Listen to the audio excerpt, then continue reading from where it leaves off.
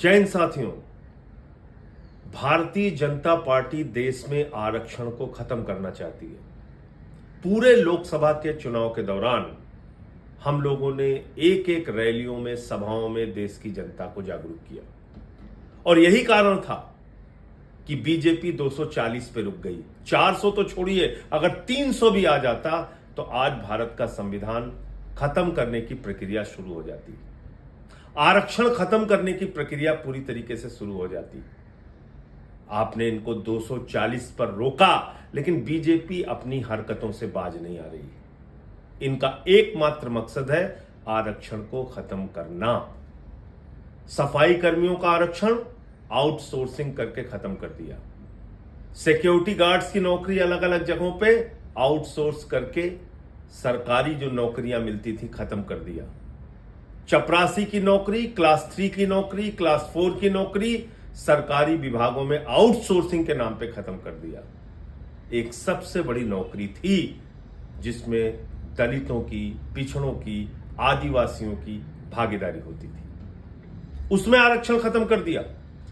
IAS का आरक्षण खत्म, लैटरल एंट्री के जरिए सीधे आईएएस बनाए जाएंगे, यह मोदी का मकसद है। अब तक 63 आईएएस लैटरल एंट्री के जरिए प्रधानमंत्री नरेंद्र मोदी ने बनाए हैं। यह गुनाह किया है भारत के प्रधानमंत्री नरेंद्र मोदी ने और उनकी पार्टी भारतीय जनता पार्टी ने।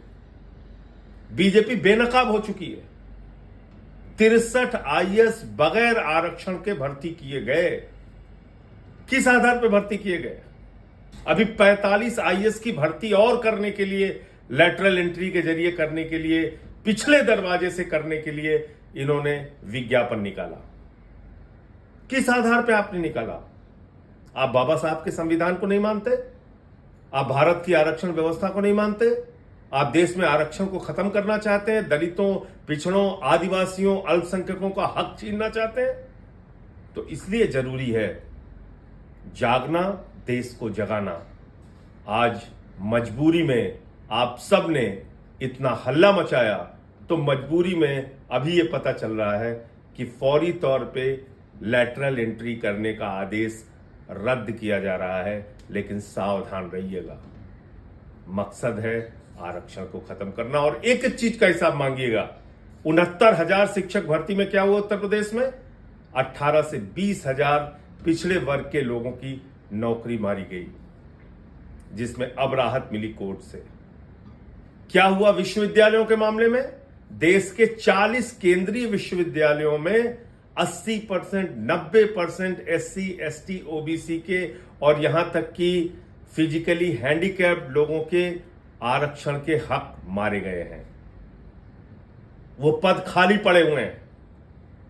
तो इसलिए जागिए, लोगों को जगाइए, भाजपा से देश को मुक्त कराइए। जब तक बीजेपी रहेगी, आरक्षण और संविधान खत्म करने का खतरा बरकरार रहेगा।